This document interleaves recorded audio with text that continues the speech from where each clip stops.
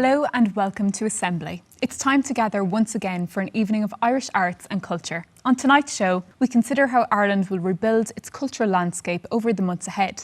And fresh from her recent project as part of Dublin Dance Festival, we'll be catching up with dance artist Lucia Kickham. And later in the show, we'll be hearing from new music artist, Cork-based Irish songwriter Hank Woodell.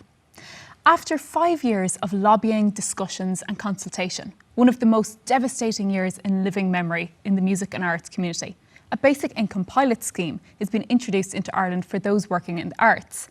And as the sector reopens over the months ahead, how will Ireland rebuild its cultural landscape? On this, I am joined in the studio by Cian O'Brien, who is part of the steering group for the National Campaign for the Arts, Liz Meaney, Director of Arts at the Arts Council, and Vlad Gurdis, who is the Artistic Co-Director of Freshly Ground Theatre Company. You're all very welcome. Cian, I'm going to start off with you first. So you're involved in the steering groups for the council. Tell us, what is your mission? So the National Campaign for the Arts exists to advocate on behalf of artists and arts workers and arts organisations across the island of Ireland to, I suppose, improve conditions in relation to funding, particularly from government. And that's been our big focus over the last year. Yes. And the announcement, what does that mean for the campaign? Well, the announcement around basic income for us has been I suppose it's a huge outcome. We've been lobbying for this for the last 5 years. It's been a huge focus of our work. The potential of a basic income pilot for artists and arts workers could be transformative, and I suppose it would be a great demonstration of how it could work for wider society. It could be, can be ultimately transformative for everybody in the country, but really what it would mean for artists and arts workers is giving them some sense of security. Artists lead have very precarious incomes. Yes, they're very precarious in terms of the kind of the regularity of the income that they might earn. Exactly. Yes. So I suppose in a sense what the basic income would do would take away that precarity and allow them to focus on what they're really brilliant at, which is creating art. Yes, and then Liz, I'll come to you next. So tell us a little bit about the trial of the universal income. So the government has just announced that this is going to be one of the measures for the economic recovery. And at the moment, we don't have a massive amount of detail in relation to how exactly it's going to operate on the ground. But the principle of it is that basic income recognises that artists, through their work, through their role as artists, through their professional life, they will be supported by the state to undertake that activity, to make art, to make work. Absolutely. And that's a very fundamental principle that has now been accepted at the heart of government. And it's also because this is happening in the context of the pandemic and a recovery from the pandemic. I think you're seeing a shift in focus of what art means in our lives, in our society, in our community. And this is not only about an economic recovery, although, as Cian says, the economic impact upon this, upon individual artists and their lives will just be enormous. But also it's a recognition that our society is about many different things. And I think the pandemic has thrown that into harsh relief for us, how important all elements of our society coming together. And I think basic income support for artists is a part of that. So I think it's this moment of switch and change in our society, in our community, that places the arts at the heart of our recovery. Yeah, and Vlad, I saw you nodding along there when Liz was talking. So you're an emerging artist yourself. So what would that universal income mean to you? I would double down on everything Cian and Liz said. It would be very transformative. It would give a lot of space for an artist, an emerging artist, and any artist really, space to fail, space to risk, space to play, space to experiment. I think a lot of kind of the ecology of the arts in Ireland at the moment is linked to output of work, which is all fine, and success of work, which is all fine. But I think the practice of an artist is linked to how they develop themselves, and again that needs space to fail and risk things and make experiment and build upon the shoulders of great work that's come before it. And during the pandemic we've seen like an explosion of funding and supports for kind of time to think and time to create, time for an artist to kind of stop and look at what they do and kind of fund themselves. And also, I think it would also be very transformative in the sense of like creating equity of access into the arts. I think your background does really reflect on how your potential and how far you can get. And I know certain people as well, artists who have disabilities, and even if they are doing well funding wise or whatever, it's difficult for them to also fund themselves through again other work, or balancing a job and balancing their artwork and stuff. I think that you'll all agree that this arguably could be considered like a historic moment in the arts. And tell me, Liz, being part of the Arts Council at this time, what's that like? Initially it was fairly startling last year when everything got shut down. Of course. So I think you've seen just extraordinary strength come through from people, from within the arts community itself. And that's been more broadly mirrored within society generally, the strength of society in pulling together so that people can come through this moment. But there has been extraordinary investment into the arts by government to pull the sector, to pull the individual artists through this moment, when really everything just fell away. Everything shut down in a period of 2 weeks. Everything shut down. It really was as if it just happened like within a couple of seconds. Yeah. No, I mean, I remember talking directly to organisations, and in a moment when they had to cancel all of their events that were planned for coming months, and in the period of a week, if they didn't cancel, they were going to lose tens of thousands of euros. Yes. So they were taking decisions that quickly. And I do think that all organisations were the same. But as Ireland reopens, these remain some questions about the challenges facing artists in Dublin. And well, just before lockdown hit in 2020, Irish artist Avril Caroon held an evocative and thought-provoking exhibition in the Lab Gallery in Dublin. This included an intriguing piece of work called Spoiled Spores. Let's have a look at this. Spoiled Spores was a year-long project that I did in between London and also in Dublin. The project consisted of 30 artisanal wheels of cheese, which I made myself, but with the inclusion of black poisonous mould, which I had sampled off housing from people that lived in rental accommodation in both London and then later on in Dublin. Was in reaction to housing conditions in rental properties, and to have it in this situation where the cheese look like they might be for sale and maybe resemble some of the sort of gentrification that happens in areas where other people's housing are dilapidated.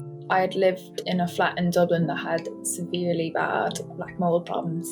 The housing crisis in Ireland is certainly how this idea came to me in the first place. It's not as about the mold, because the mold is like a symptom of the situation, having to pay most of your wage to a landlord. There's no reason why things should be this bad. Some very interesting perspectives there. Cian, what did you think of that? Well, I saw that show before. Nice. I was actually able to see the show live before the pandemic, so I remember it well. And I mean, it's a beautiful exhibition, but I think what Avril speaks so well about is, the kind of wider challenges that society is facing. And I think, that's something that is really, I suppose, particularly that affects artists, which, speaks to what we were talking about earlier, that, the things like the housing crisis or other things like that acutely affect artists who have this unpredictable income. So, I think that in a way it's a very interesting way of thinking about the wider challenges of society through these kind of very beautiful, mouldy artworks. Arguably a creative way to do it. Absolutely. But you mentioned there some of the challenges facing artists in Ireland and Dublin today. Tell us about some of those challenges. Well, I suppose I'm not an artist, so I can't, I don't experience the challenges, but certainly I work with artists every day, so I suppose I have a sense of them, in that, the last year there has been, as Vlad mentioned earlier, huge explosion in funding and opportunities available to artists, which is incredible. And I think that is really, and hopefully, the basic income trial will add further benefits to that. But I do think artists face the same challenges as the rest of society, and particularly things like access to housing, access to health, all of those things that are, universal. The cost of living. Yeah, absolutely. And I think also, I suppose the other big challenge we have in the country is around access to studio space, particularly for artists working in visual arts. That there's a huge lack of that, and that's really, that's something that people are very, I suppose, conscious of, and there are ongoing campaigns around that. But I think there's some very kind of big societal challenges that impact everybody that artists are facing, but also then there's these kind of particular The more structural niche issues ones, yeah. that affect, every different art form, as Liz well knows, from her own, the Arts Council, every different art form has its own challenges. But I think the opportunities of the last that will present themselves after what's happened over the last year might be, could make for some fabulous changes. And Vlad, you might be able to hone in there about what challenges do you face, really? Housing obviously permeates Irish society, so it does also affect our artists quite acutely. It's an interesting thing as well in terms of because the precarity of artists, there's certain things as well, there are universal social services, there's access to that, but also say mortgages, for example. So access to mortgages as an artist is quite a question that a lot of my colleagues and emerging artists I hear kind of talking, going, we want to do this for the rest of our lives and we're willing to put up with all the, I guess, the vocational aspects of it, that you make sacrifices, but there's that question now that's there going like, how do you even access a housing or home ownership or kind of rent even? Yeah. So those are kind of big challenges. Absolutely. And then Liz, if we just look back to the value of arts in Irish society, I don't think that there's enough really held on that. What would you talk about the value of the arts there? Well, I think that we see it, and I think Vlad mentioned it in terms of there's many people who perhaps are denied the opportunity to become an artist because of their position, and because of their access to the arts as well. When they're growing up, some of that is socio-economic factors determine that. And there's just we see it. There's reports done growing up in Ireland. It's the SRI report, which looks at the impact and access to the arts in children's lives throughout, and it increases literacy, it increases confidence, it increases ability to engage. And it's something that we would love to really get into more, but unfortunately we don't have enough time to go into it now. But coming up after the break, a very different year for performance at the Dublin Dance Festival. And has this pandemic pushed the boundaries of creativity? We'll be speaking to dance artist Lucia Kickham about her recent projects, creative process, and even her techniques for energy release. Stay with us.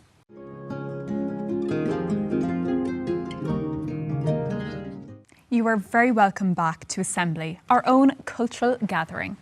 Well, they say it takes an athlete to dance, but an artist to be a dancer. Our next guest is known for the vitality and honesty of her work. She has performed and collaborated extensively in Ireland and abroad and has received numerous awards. She is none other than Lucia Kickham. But first, let's have a look at her recent performance as part of Dublin Dance Festival.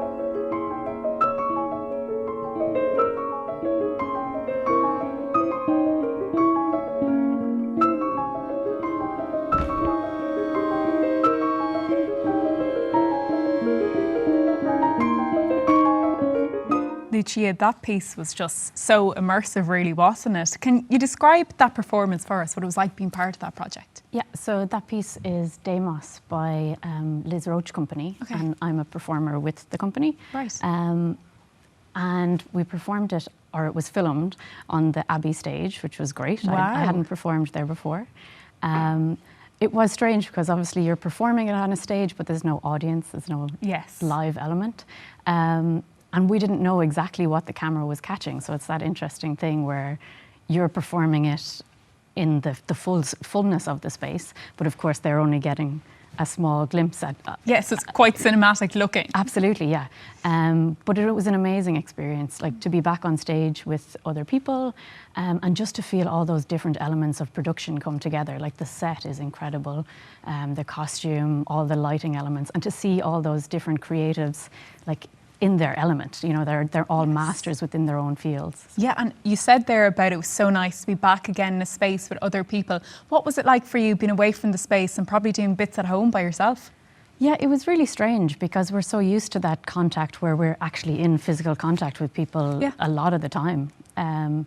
And to not be able to do that, even when we did get back to the studio to rehearse, we were trying to limit how many people were in at the time. There were at one time. So there's a cast of 6 dancers, but often we were rehearsing just in duets or in solos. Okay. And, you know, so that was a big change compared to everyone being able to be there together and to create it all together. Yeah, and you said there as well about the audience, about that there was no audience there. So were you able to kind of, you know, usually you'd feed maybe off the audience's reactions. So did you find that it kind of impacted the way that you were doing the performance? A little bit. I guess there was always, like there's the lighting designer and stage designer, and Liz is in the auditorium. Yeah. So there's somebody watching. It's not the same as there being a full audience. And also because some of so it's 6 different short films, like a collection of films. Yes. And that we could each watch each other's as they were being filmed as well. So you had someone watching you. Yeah, and tell us a bit about that collaboration with Crash Ensemble. So Crash Ensemble, there were 3 live musicians with us on stage, and then I think it was 4 others that were a part of the recording. A lot of the time when we were rehearsing, we weren't working with the live musicians, again, to limit how many people were in the space. Yeah. But then when they come in, you know, you're working with the recording, and then you hear the live music, and it just changes the everything. difference. Yeah, just all of it. You can feel the music more in the space, which is fantastic, and they're incredible. And it's a film. So what was it like for you to be part of the kind of film world? It's great. It was interesting in how many times you have to, how many takes you do. Retakes, yes. You know, because normally it's like we get one go, we do the show, and if there are mistakes, like you just get past it. Whereas if anything happens, we're like, okay, we'll shoot that again, we'll go again. Yeah. Absolutely. And this has been a very different year for the arts, but the pandemic has certainly pushed the boundaries of creativity for some people. And you have been experimenting in new ways. You made a beautiful film. Now let's take a look. So, Lucia, could you describe this film for me that you made? Yeah, so this film is called Where Cam Once Lived. Right. And it was actually part of a blog by Liz Roach Company as well, called the Still Moving blog. And basically it was giving dancers who are so used to moving and being in the studio and were being asked to be still, as we all were, Right. like giving them a chance to express in another way. So I made this. Obviously, it's in my house and just in various different locations, setting up my tripod, trying to see what it would look like. Self-production. Self-production, yeah. And so that idea of asking people who usually move for a living to be still, was it strange then to create that piece? Yeah, it's absolutely. Like even just not being able to be with other people and moving, and just moving by myself in the kitchen or whatever, and just trying to find another way of how do I listen to my body right now? What is actually going on with it, and allowing that to emerge in some way. Yes. So we're going to actually look at another piece that you made now. So let's just have a little look at that. My shaking has changed since the onset of this pandemic. Despite having developed a practice of shaking which I felt was dependable, it was as if my body had forgotten how to be at rest. I'm holding, in different places, sometimes all at once, my sacrum, my sternum, my jaw, my shoulders, my psoas muscle, the back of my knees. I have to remind myself that relaxation is possible and that letting go will not result in total collapse. I still shake. I listen and respond as needed. I reduce my range of motion so my knees move more slowly. I breathe more deeply so that my chest expands and sighs away the pressure a little on each exhale. Gradually, I build the shake and pour my weight into the floor through the whole surface of each foot. It's repetitive, but ever-changing, from gentle and meditative to energetic and rigorous. I feel more at ease resetting for another day. Some days I manage to return to the place of calm, others not. But regardless, I try. I try and shake it off. So that is a little piece about the shaking that we saw a little bit. Yeah, tell me a bit about this technique, the shaking technique. So have a seat, have a seat. I think a lot of the time as dancers we kind of collect bits and pieces of physical information from like workshops or choreographers that we work with or other dancers. And this one comes from a Qigong practice. Okay. And it's just like this idea of shaking, either to build up energy, if I need to, I would do this a lot, like in rehearsals, I would shake sometimes for 20 minutes at the start in the morning, just to get the blood pumping. Yeah. Or before a performance, I'm at the side of the stage and I'm like nervous and I'm trying to get rid of that. Shake it out. Shake that out, yeah. So basically that was it, that I was like, just trying to find, okay, I can't be in the studio right now, but this is a practice that I really only need a very small amount of space. Yeah. I'm just planting my feet into the floor, shaking it out. I definitely need to try that later. I'm going to get you to show me it afterwards. But that was Lucia Kickham, dance artist. Now we're taking a short break, but stay with us because later we'll be hearing some gorgeous new music from Cork-based singer-songwriter Hank Woodell and his niece Clodagh. It's sure to bring us back to the days of live events. Join us then.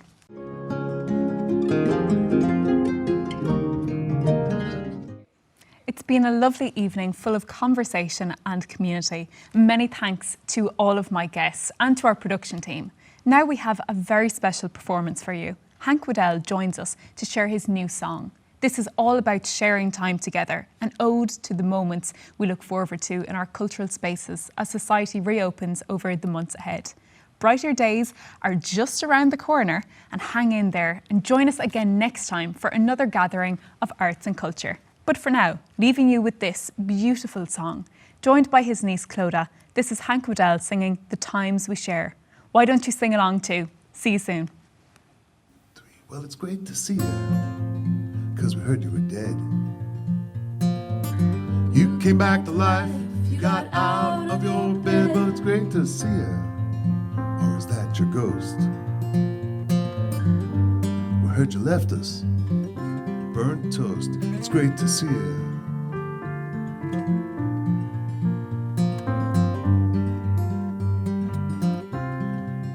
And I whisper nothing, sing softly on your ear.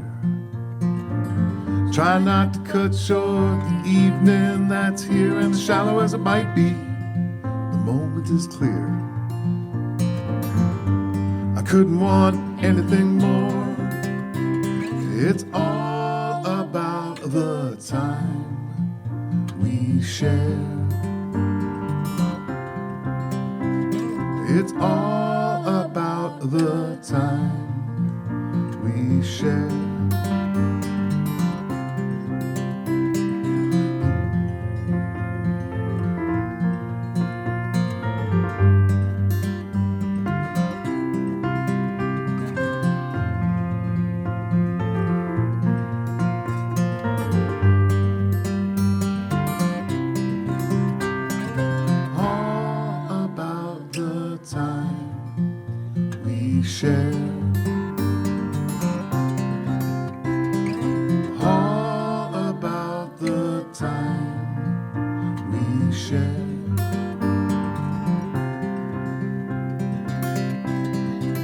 Well, it's great to see you. Are you gonna stay? Are you here for the dark night? Are you leaving at the break of day? Yes, it's great to see you. Yes, it's true. It's great to see you, and it's great to be near you. It's all about the time we share.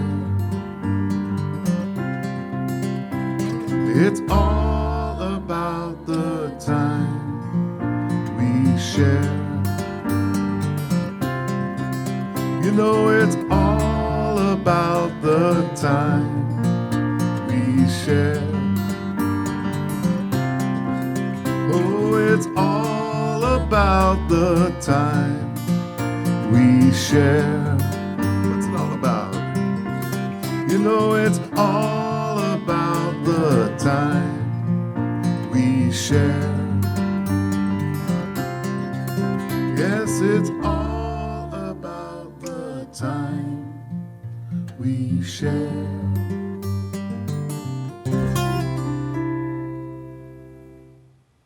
Oh, Thank you so much, Hank and Clodagh. That was an incredible performance. I can say that the whole crew were swaying here. The crowd was going wild. I think it's just been so long since we've all been actually at a live performance. Lovely to see. And I can't wait for next week. Little sneak peek, we're going to be having some Irish dancers in here. Maybe I'll even join in on a little jig myself. Thank you once again to all of my guests that were on tonight. I'm going to be doing a bit of shaking behind stage now with Lucia. But thank you very much.